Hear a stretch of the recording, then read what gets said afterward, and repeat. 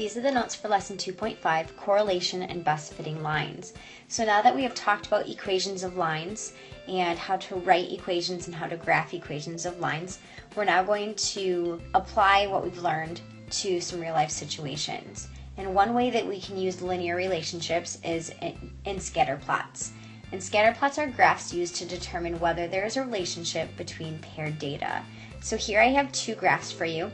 If we look at the data, we can tell that there's a relationship between the two things that we're comparing. So in the first one, we are comparing weight and height. And by looking at the graph, we can see that there's a relationship between them. And we're going to talk about what that relationship is in just a second. The second one is a relationship between hours of studying and test scores. So the hours of study versus the test score that you will get. Notice there's a relationship between those things as well. So we're going to talk about what these relationships are and how we can relate that to linear equations. So the first thing I want to look at is why we look at correlations and lines of best fit. The reason why we look at correlations is to identify trends and patterns of data. The second reason that we look at correlations is to allow us to hypothesize. So if we look back at our original graphs, we can identify trends or patterns that happen in the data. So if we look in the first graph, the height versus weight, we notice as our weight is increasing, that our height is increasing as well. This will allow us to hypothesize so we can determine what, for instance, at 140, approximately where our height would be, because we can look at the other trends and determine where other values would be. Same with the second graph here. We can, again, hypothesize what will happen if we study a certain amount of hours. So we can look at 35 hours. Again, based on the data, we can determine approximately what our score would be if we were to study for 35 hours. There are three types of correlation. The first is a positive correlation, and this is when y tends to increase, then x tends to increase as well. So again, if y increases, x increases as well. Negative correlation, if y tends to decrease as x increases. We could also say these the other way as well. As x increases, y increases for positive correlation. And for negative correlation, x increases and y decreases. If there's no linear pattern, then we say that there's no correlation. So if there's no relationship between the data, we say there's no correlation. So the first example here, we're going to tell whether each graph shows a negative correlation, a positive correlation, or relatively no correlation. So if we look at our first graph here, notice all of our points tend to be going down. So if we look at our values, as x is increasing, our y values are decreasing. So this is going to be negative correlation. Another way of thinking about it is slope. If we were to draw a line through this data, the slope of that line would be negative because again, it's falling from left to right. The second graph, all of our dots are kind of all over the place, and you'll notice that there's not any real pattern. It's not increasing or decreasing. So the second example is going to be no correlation. And the last example here, notice our data as x is increasing, our y values are increasing as well. So again, if we draw a line through these points, or what we call line of best fit, it has a positive slope, so therefore it's a positive correlation. So again, looking at this data, we can look at patterns of data, and we can also hypothesize what is going to happen in these graphs based on the patterns that we see. So as I said before, for each of our sets of data, we can find a line of best fit. The line of best fit is just the line that lies as close as possible to all the data points. So if we look at our previous examples again, when we had a positive correlation, we can draw a line that goes through most of the data points. So again, best fitting line is just a line that lies as close as possible to all the data points. And this line will also help us to hypothesize where the other points are going to lie in the data set. You should have completed a 2.5 calculator assignment, and this walks you through the steps of how to find the line of best fit in your calculator. We can do this algebraically by hand. However, it's a lot faster to plug it into our calculator, and it's a lot more accurate that way as well. So we're just going to be looking at how to find the line of best fit using our calculator. We're not going to focus on doing it by hand. So what I want you to do is plug this data into your calculator. I want you to use the 2.5 calculator assignment to find these different values, and we're going to talk about what each of these values means. So pause the video, plug this into your calculator, find these values, and then again we'll talk about what that means.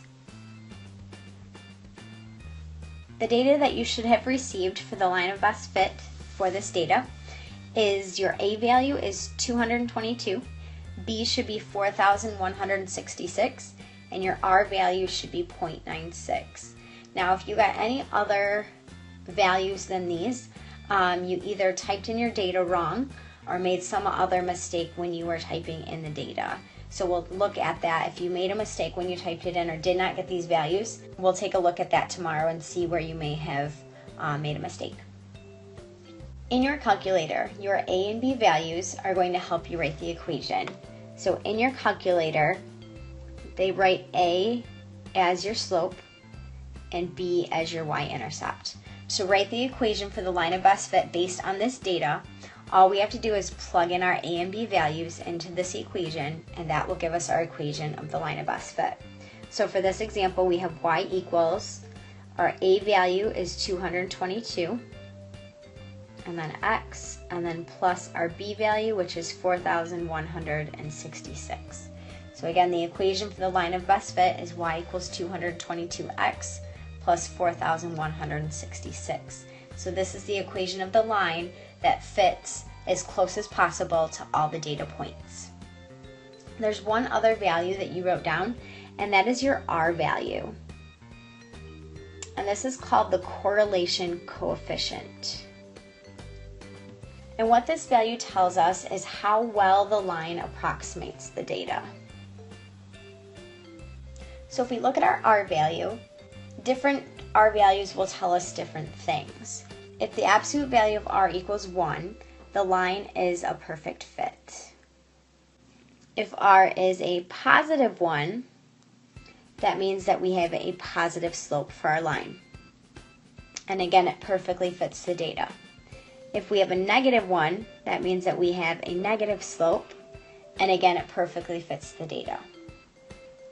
If R is equal to 0 or close to 0, that means that it does not fit the data at all.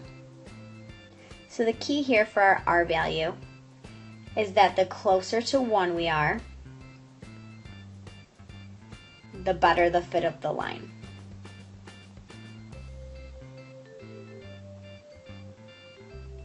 So if we look at our R value here, we have 0.96, and we know that that is really close to 1.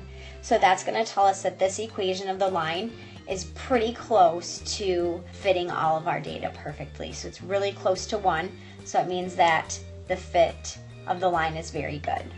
For our next example, instead of giving us a table of values, we're given a graph. Again, we're going to approximate the best fitting line for the data below, and again, we're going to use our calculator to do this.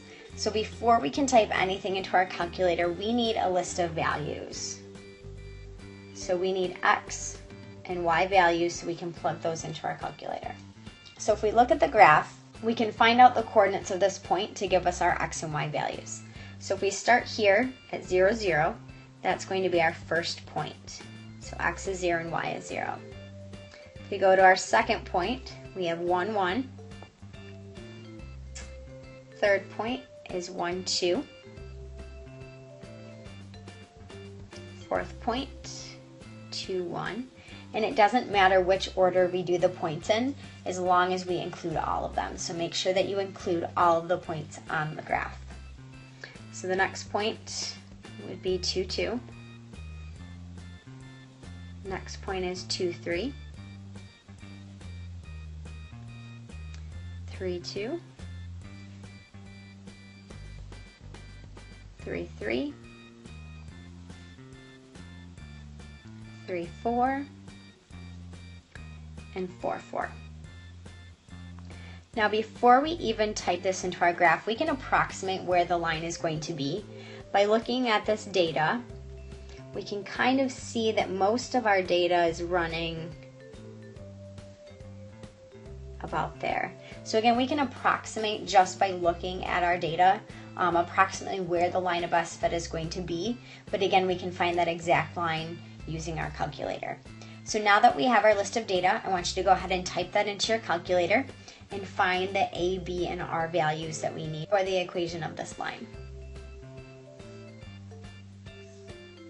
So the values you should have gotten, for A you should have gotten 0.91, B is 0.28, and the R value is 8.83.